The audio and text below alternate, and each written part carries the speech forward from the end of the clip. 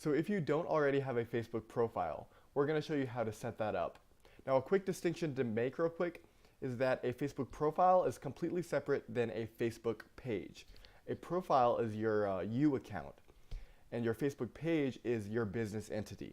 So not to confuse the two, we don't want to set up our Facebook profile if we don't already have a profile. We don't want to set it up as a Facebook page because a profile has a very distinct, very different set of functions than a Facebook page. So our profile, we want to set it up as our own person and then manage our page from our profile. And so if you don't already have a Facebook profile, we're going to show you how to do that right now. It's not that hard, it's very simple, and it's free, which is great. So we're going to go to facebook.com, and we're going to be hit with this sign up screen.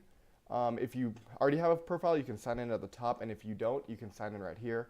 Very simple, very direct. Put in your first name, last name, mobile, phone number, email, new password, and you put in your birthday for age verification stuff so you can have different functions on Facebook.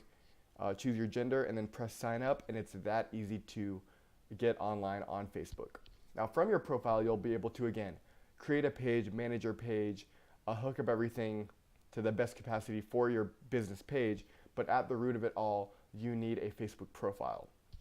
And at the bottom, it says create a page, which is what we're going to be doing in just a few videos. But if we click this button, even from the start, we'll be able to click through a couple different things until we're eventually prompted to create a Facebook profile if we don't already have one.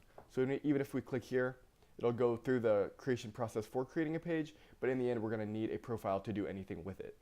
So I hope you guys enjoyed this video, and let's get on to the next part of it.